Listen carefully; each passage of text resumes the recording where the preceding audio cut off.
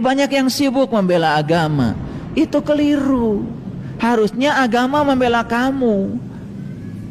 Agama tidak minta ditolong oleh kamu, tetapi justru agama harus menolong dirimu.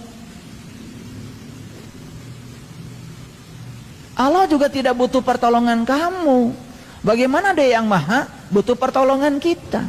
In tansurullah yansurkum. Siapa yang menolong Allah, Allah akan menolong kamu. Bagaimana cara menolong Allah? Tolong orang-orang yang butuh pertolongan di sekitar kita. Itulah cara menolong Allah. Kan banyak yang kacau belajar agama. Allah yang gaib disembah-sembah, Allah yang nyata diabaikan. Itu sudah kacau belajarnya. Sedangkan Allah mengatakan, aku yang nyata, aku juga yang tidak nyata. Yang nyata Dia, yang tidak nyata juga Dia. Dia sudah turun gunung menyatakan diri menjadi nyata.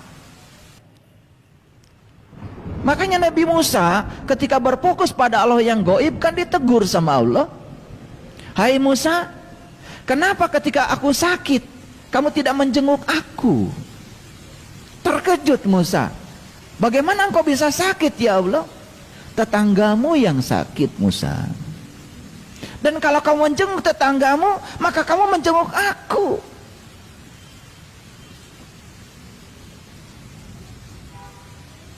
Jadi banyak orang yang berfokus ya, terus saja mengejar Allah yang gaib. Dengan tetangga tidak bagus. Hubungan dengan keluarga tidak bagus. Hubungan persahabatan dengan orang banyak terputus. Tetapi masih menganggap dirinya seakan-akan soleh.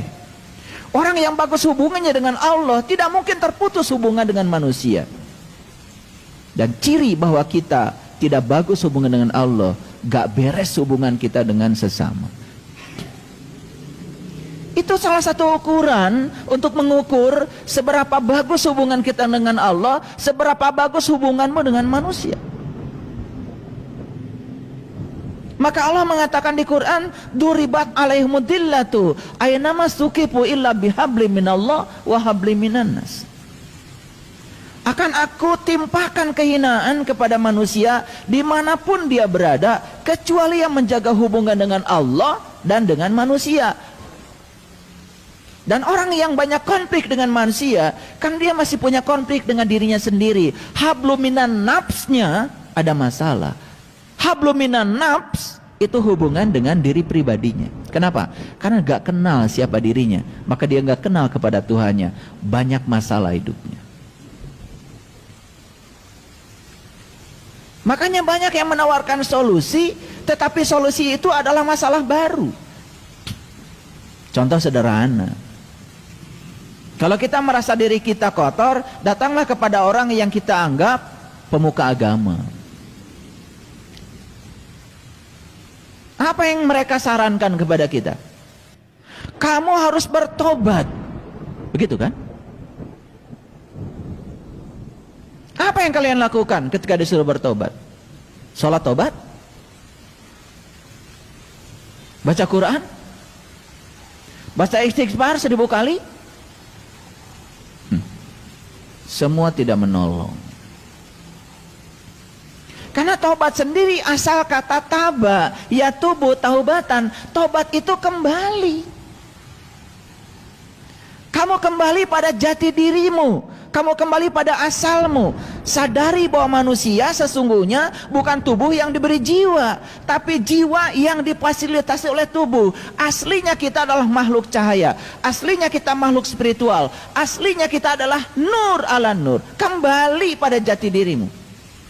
Sadari bahwa Anda dengan Tuhan itu sejenis awalnya. Bukankah diri kita ini adalah ruhku yang dititipkan Allah ke dalam diri kita? Siapa diri Anda? Gak ada ruhmu, yang ada ruhku. Bagian dari dirinya Tuhan, dari diri sejati kita. Bukankah dia juga? Jadi tobat yang sebenarnya adalah kembali kepada jati dirimu. Kenali siapa dirimu, itu yang benar. Maaf, saya bukan melecehkan baca istighfar. Baca istighfar 1000 kali. Kalau kita tidak tahu apa yang diistighfari, Dan kepada siapa kita istighfar? Kita nggak kenal juga kepada Allah. Allah kan sudah bilang di Quran, innallaha la yaghfiru ayyushraka bih wa yaghfiru ma duna dzalika liman yasha. Sesungguhnya Allah tidak akan pernah mengampuni dosa syirik, tapi Allah sudah mengampuni dosa apapun asal jangan syirik. Dosa yang bukan syirik gak usah diurus, karena Allah Maha Pengampun. Gak usah merengek-rengek minta ampun. Jangan menghina Allah. Allah itu kamu tidak minta ampun saja sudah diampunkan. Dia Maha Pengampun, Maha Penyayang, dan Dia tidak akan pernah menyiksa kamu ketika kamu salah. Allah bukan seperti kamu dendaman. Allah tidak seperti kamu bencian, baperan. Kamu baru baik pada sama orang yang baik pada kamu, dan kamu tidak baik sama orang yang tidak baik pada kamu. Allah tidak punya sifat itu. Jadi kalau ada orang yang mengajarkan kalau kamu tidak baik sama Allah, Allah akan menghukum, Allah akan mengazab, bullshit itu, bohong itu. Bagaimana mungkin Allah yang Maha Cinta, Maha Pengasih, Ar-Rahman, Ar-Rahim menghukum hamba yang dicintainya? Karena Allah sudah menciptakan hukum alam dengan hukum sebab akibat.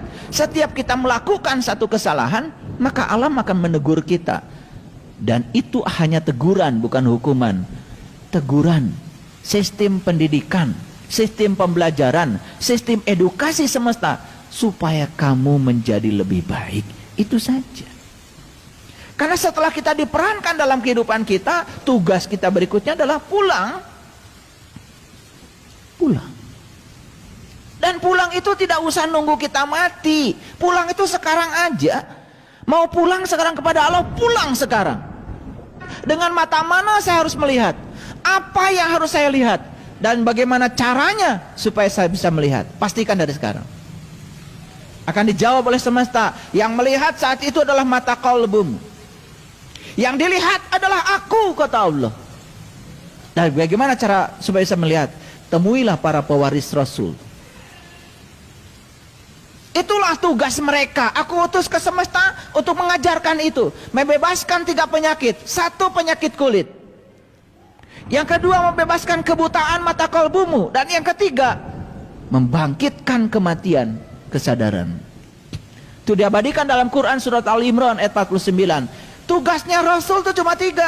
1, membebaskan manusia dari kebutaan mata kalbunya. Yang kedua, membebaskan manusia dari penyakit kulit. Ngerti sesuatu cuma kulitnya saja. Yang ketiga, membebaskan manusia dari kematian kesadaran. 3 itu. Maka siapapun yang mengaku pewarisnya Rasul harus bisa menjalankan 3 tugas utama itu. Ya Allah, nanti kalau saya mati melihat atau tidak melihat? Jangan minta dijawab oleh Allah, jawab oleh dirimu. Melihat. Dengan mata mana ya Allah saya melihat? Dengan mata kalbu. Buka sekarang. Bagaimana caranya? Temuilah para pewaris ilmunya Rasul. Al-ulama warasatul anbiya. Jangan cari orang-orang yang pura-pura iman, padahal dia bukan orang beriman. Jangan cari orang yang pura-pura Islam, padahal dia belum merasakan rasanya Islam. Lihat di Quran, bagaimana Nabi Musa mengoli iman. Ya Allah Tuhanku, nampakkanlah diri Engkau kepadaku agar aku dapat melihatmu. Apa kata Allah? Kamu tidak akan sanggup melihatku, tapi lihatlah ke puncak kesadaranmu. Tatkala Allah bertajalli di puncak kesadarannya Musa, saat itu Musa tersungkur, bahkan pingsan, mengalami fana billah. Di situ Musa mengatakan, qala subhanaka tubtu ilaika wa ana awalul mu'minin. Maksud Engkau ya Allah, aku bertobat kepada Engkau. Inilah awal aku beriman.